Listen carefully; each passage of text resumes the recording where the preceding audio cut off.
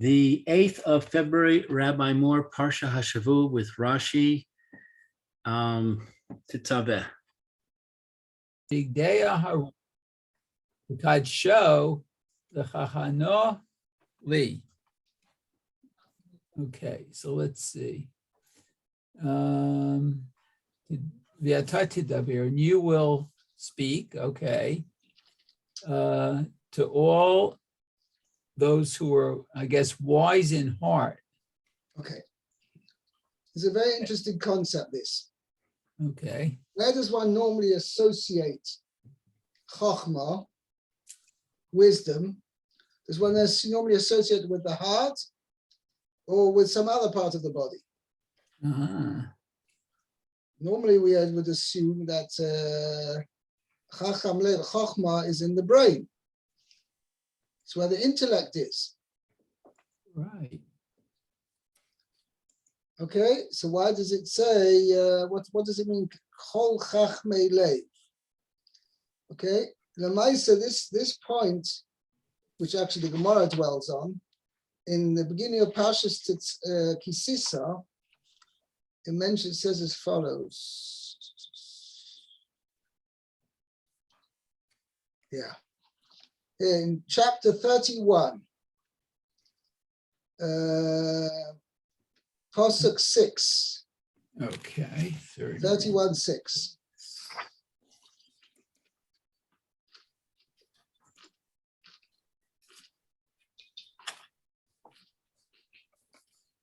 Okay, so it's, let's see. Va'ani hine natati ito et Aholiav ben Achisamach umate dan uvelev ko hacham lev natati hachma yasu et kol asher tziviticha. Now the Gemara dwells on this phrase. Uvelev kol chacham lev nosati chachma. Okay. In the heart of every wise-hearted person, I have put wisdom. Now, the question is, in Fashmas, well, where did the first bit of wisdom, how did the person become a chacham lev without chachma? So how did he become a chacham lev if he didn't have chachma? If a lev called chacham lev, masati chachma. What else the Gemara asks is like, it's like kind of nepotism. You know, if you're a chacham lev, then I'll give you more. It might be working. 14 pages long. So it's that kind of nepotism. How did the first wisdom, you know, somebody who's already a wise, hearted person, so I'm going to give him more. So in fact, the Gemara says it expressed in such a way.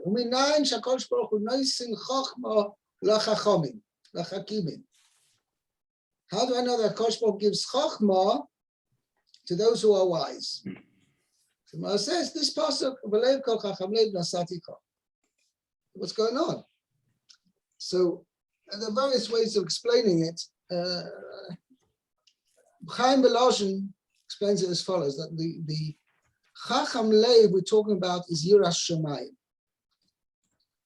which means, I'll use it I'll simplify it, is HaKadosh Baruch Hu will only want to give chachma, or shall we say additional chachma, to somebody who's going to utilize it in properly. Somebody who has wisdom but doesn't utilize it properly, HaKadosh Baruch Hu is not going to give him more chachma. Chachmas halev, this I heard it from my Rebbe Moshe Shapira Zechem Bracha, is that basically there are three main parts of a person's soul. What do we think? There's nefesh, ruach, and neshama. And nefesh means what every human being has, even an animal has a nefesh. Any living being has a nefesh. Okay, that makes it a material being can walk, can do things. And obviously, that requires a certain level of intelligence. That is the nefesh. The neshama is something which only human beings have. Okay, because they have a brain, intelligence, they can articulate other things as well. And in fact, the neshama of the Yidden, Chaim Volozhin explains, is even higher, on a higher level, because that's a chelek elokah mimal, which goyim do not have.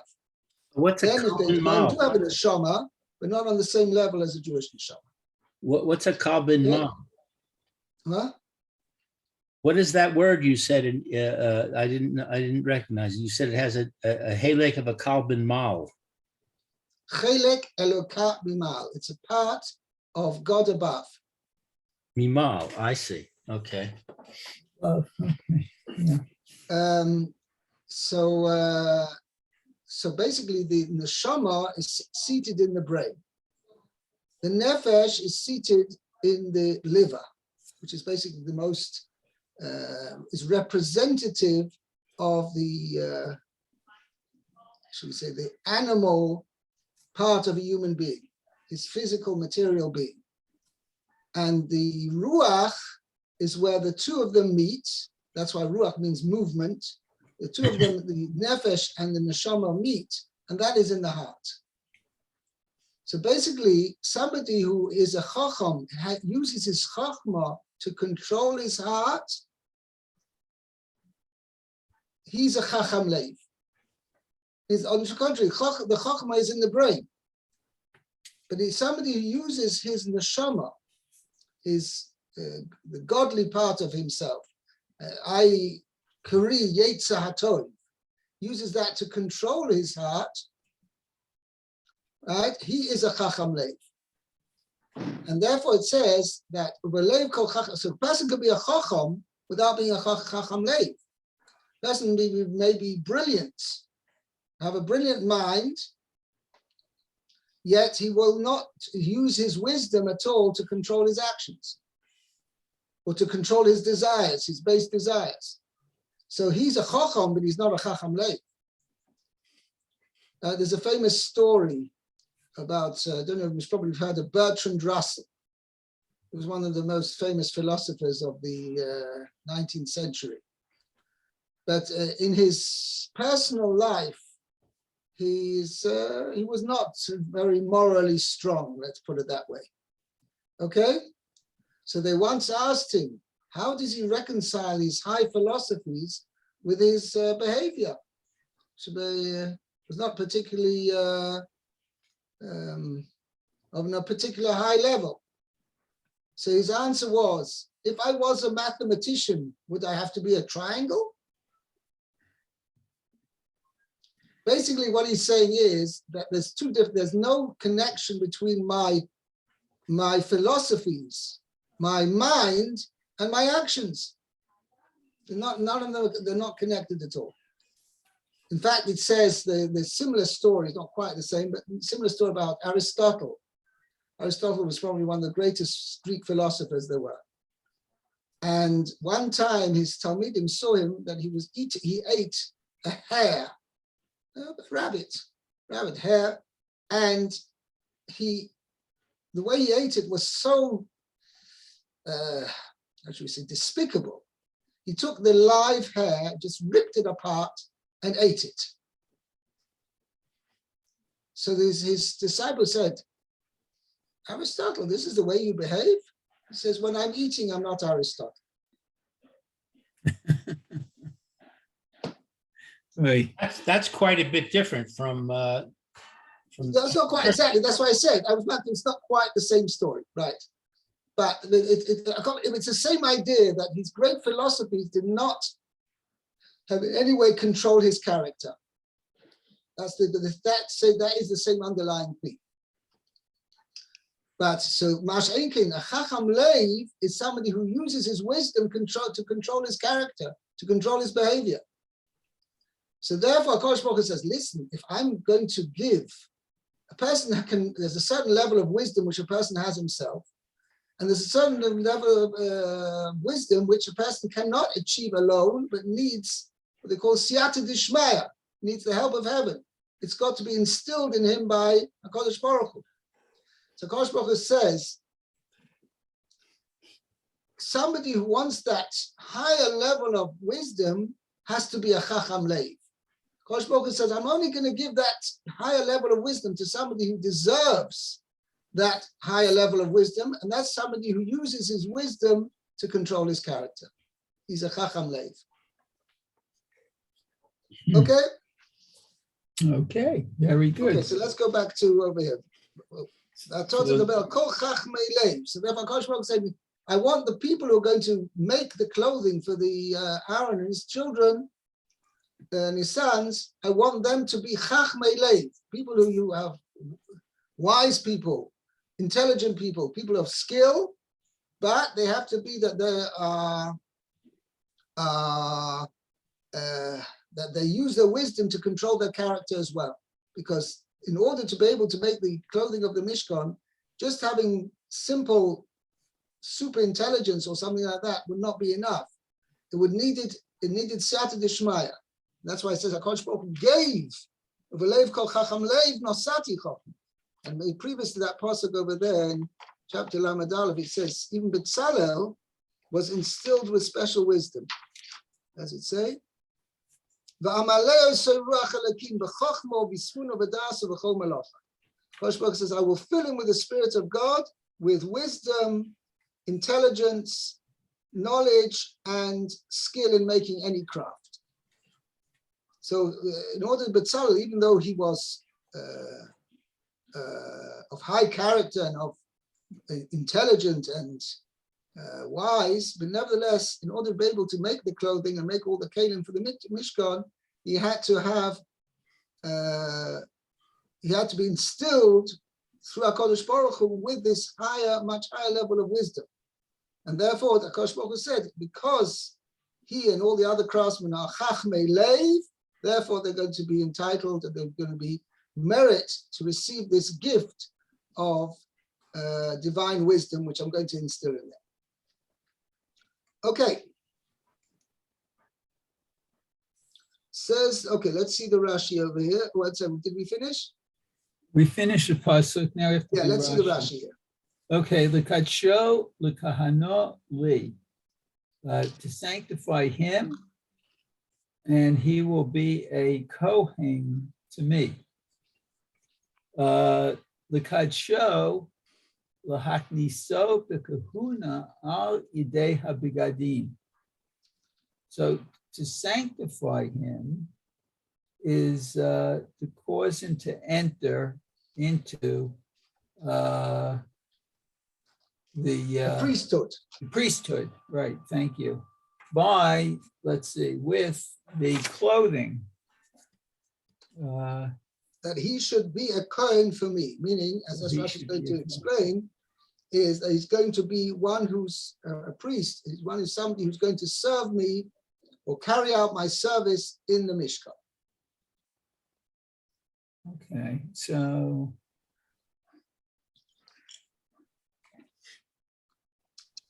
that means in order to carry out the service, he has to be dressed in these special garments. Right. That's number one. And because these are special garments to carry out the service, the actual him donning these garments is itself going to sanctify him that he should be now fitting to be able to do the service. So it's like a two-way, double purpose over here. Mm-hmm. The clothes, in other words, without wearing the clothing, he cannot do the service. And because of that, therefore, wearing the clothing inaugurates him into being a Kohen, and now he's ready to do the service. Okay. Okay. Okay, next pasuk. Did we finish the code? No, we didn't quite finish the Rashi. Veloshin kahuna, carry on there. Lashon kahuna sherutu. Okay, so the term kahuna means sherut. It means service. In French, it's Shir Van That's it. Shir Van Selon Tree. Trier. I'll have to see how I transliterated that into English. Just 1 second. Yeah. servant. Selon Yeah. The word servant in English is in that word. Almost. Yeah, so the J and the V are interchanged, right? Okay. Yeah. Okay. Okay.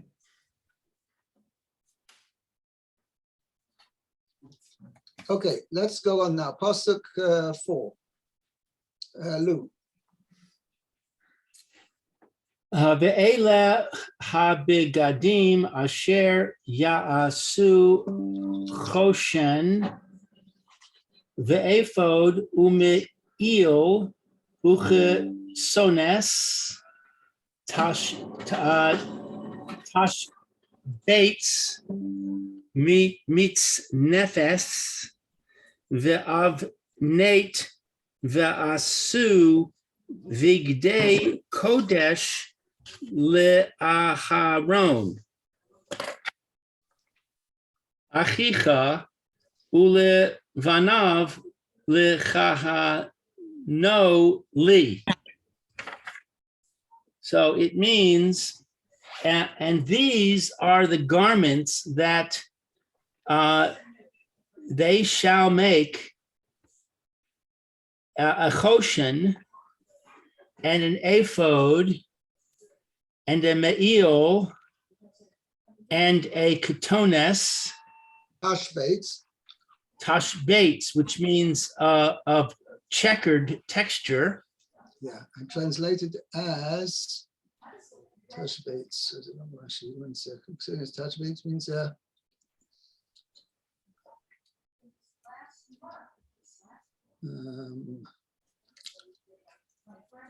yeah, with indentations.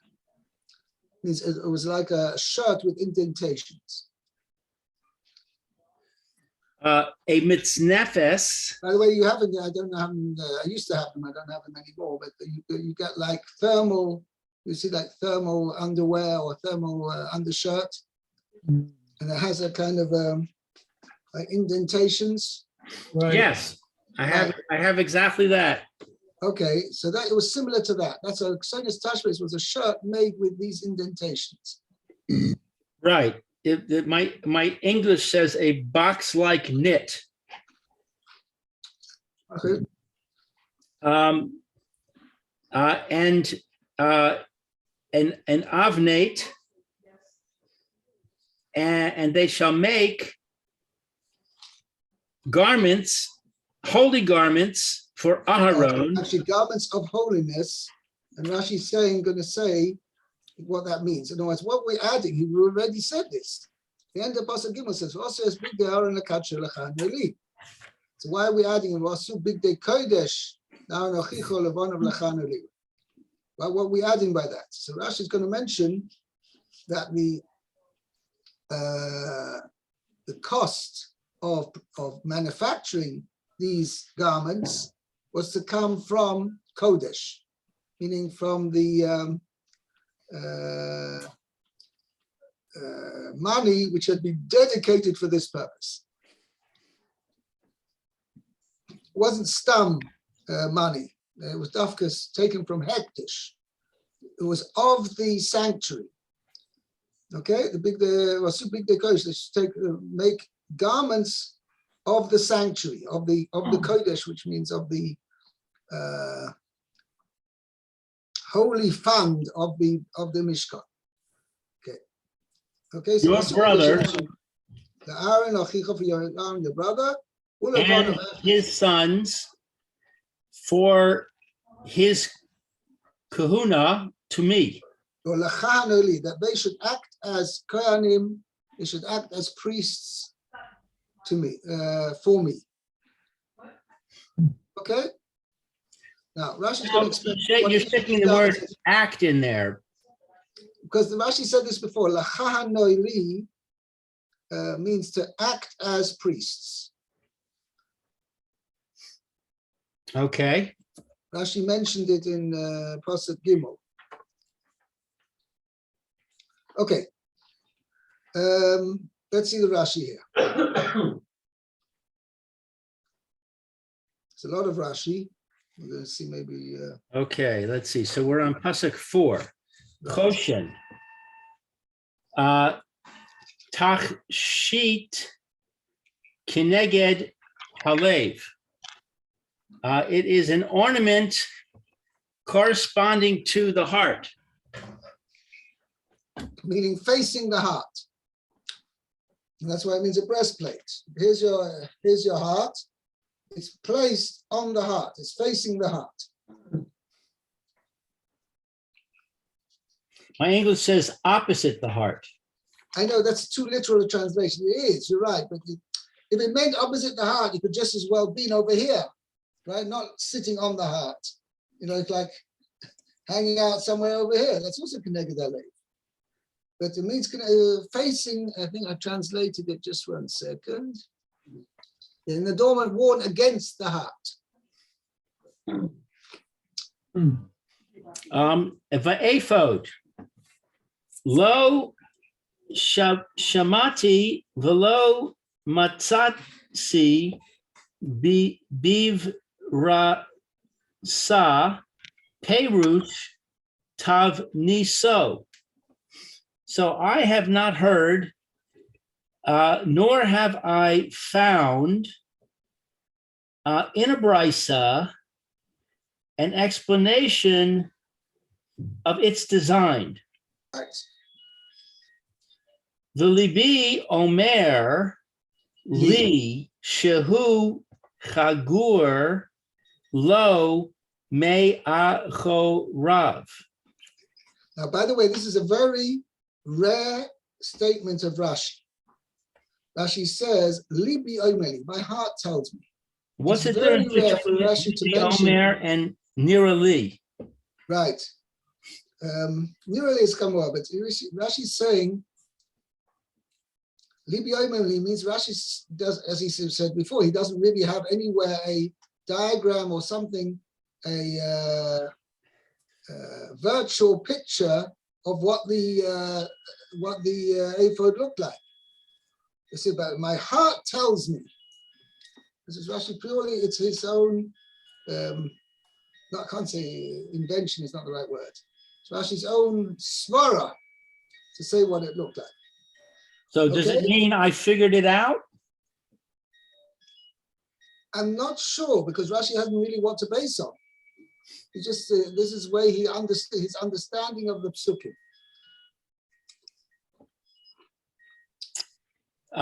So my heart tells me that it is belted around his back. Rachbo. So it was girded on him from behind. Now, I want to show you a picture here, and then so we can more readily understand what Rashi's on about. Let me see if we have one over here.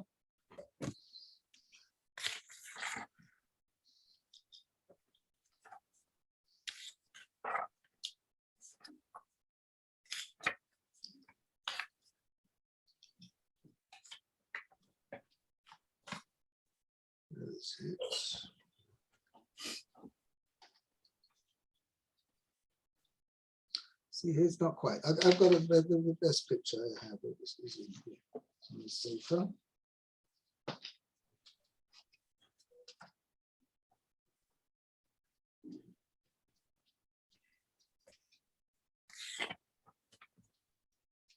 Yeah.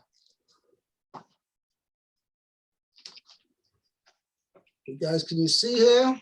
1 second. This. Okay, so this picture over here on the, as you're seeing it on the, how do you see on the right or left, whichever one. Right. This one, Far right. This one, right? Then this is how Rashi understands it. The point being, there's 2 points. One, Rashi says that the straps go straight up from the thing, and they were attached as straps to the ephod. And also the other major point is that Rashi learns it did not wrap around entirely, as opposed to this picture, which was a different opinion. Rashi learns it did not wrap around entirely. It's wrapped around towards the front, but it didn't cover the front. Oh. Okay, Mhm. that's Rashi's opinion. Okay, so let's see the Rashi inside. Rachbo he rochav gav ish. Its width was like the width of a man's back. Kimin sinar shekorin portzeit belaz. Yeah, I've got the Like an apron, which is called portzeit in Old French. you have a porcent with a N. Okay.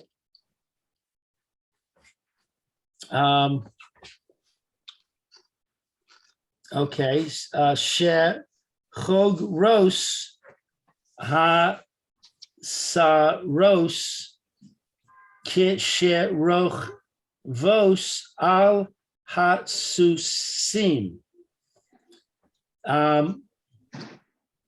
With which women gird themselves when they ride horses. Yeah, so actually sorrows are noble women, not just regular women. Noble women. Right. That noble women wear when they ride on horseback. Okay. Now, kach ma'asehu milamata. Kach ma'asehu milamata. Thus was its work from the bottom. Yeah, so that's too literal. Okay, this is how its lower part was made. This is how the lower part was made. Now, what Rashi's pointing out is that, as Rashi's going to continue in the Hamshach, that we know that there were straps, shoulder straps attached to the ephod. We know there was a belt attached to the ephod. But what was the ephod itself? What was the ephod that you could say, well, there were straps attached to it, shoulder straps attached to it, and there was a belt attached to it, but these were all attached. There were attachments, but it wasn't the ephod itself. So that's what Rashi's saying, Libi Oimali, that the ephod itself was like an apron, which covered from the back and covered a little bit, Rashi, a bit towards the front as well. By the way, this Rashi, it's very strange that Rashi mentions that this is a garment which women, like a woman's, uses an example to tell you what the ephod is from a woman's garment. Seems a little bit strange. Anyway, there's a famous Meiser. It says that Rashi was very careful not to look at strange women. And one time he was walking in the street, and all of a sudden a horse with a rider and whatever brushed past him. And inadvertently, he looked up to see what was, because it was very, very close. And he saw this noble woman riding on a horse. Anyway, he chided himself for having, looked at a woman, a strange woman.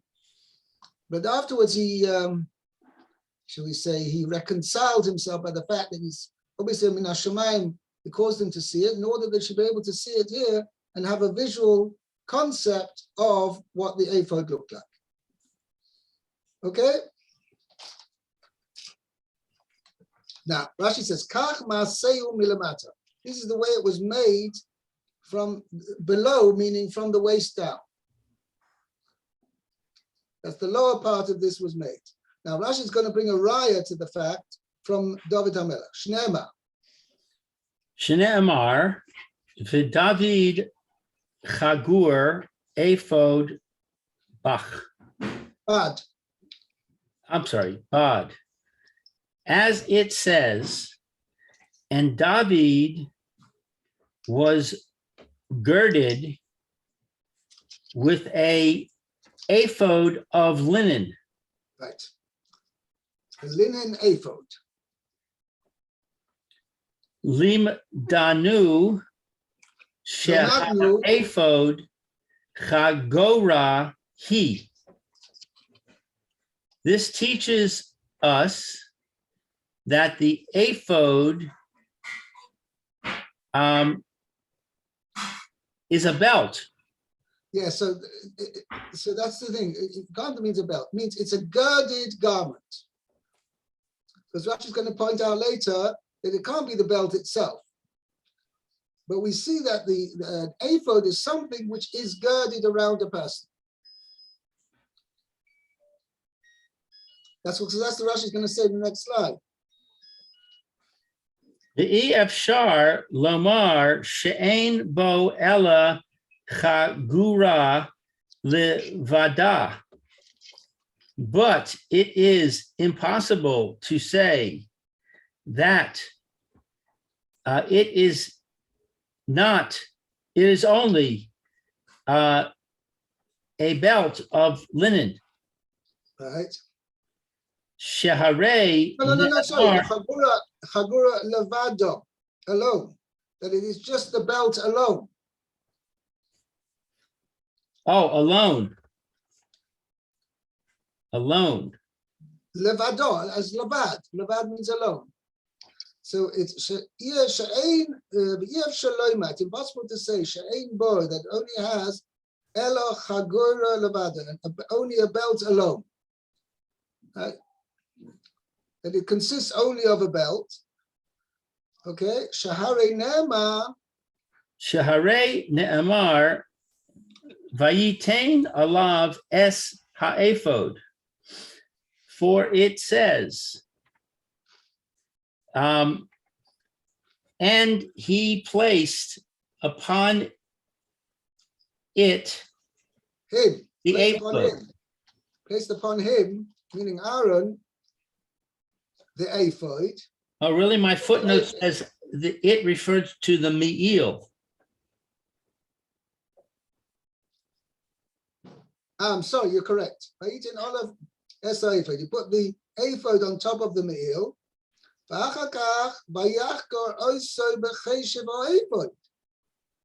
And afterwards it says he girded him with the belt of the ephod. That's what Rashi says. Cheshev ephod. Betirgam Onkelos behemyon ephodo.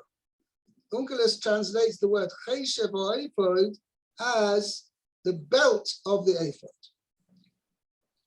That's what Rashi says. I'm just going to read it up. Lemadnu shacheshev hu hachagor. That the cheshev is the belt part. Va'ephod shem tachshit levado. And the ephod is the name of the adornment itself. So you have an ephod, and attached to it there has a belt of the ephod. It's mashma that the ephod was not the belt, was not just a belt.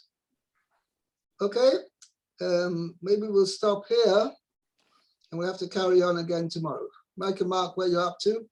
Lou? Okay, thank you, Rabbi. Okay, have a great day. Okay. You Have a too. good day, everyone. Talk to you Bye-bye. tomorrow. Bye.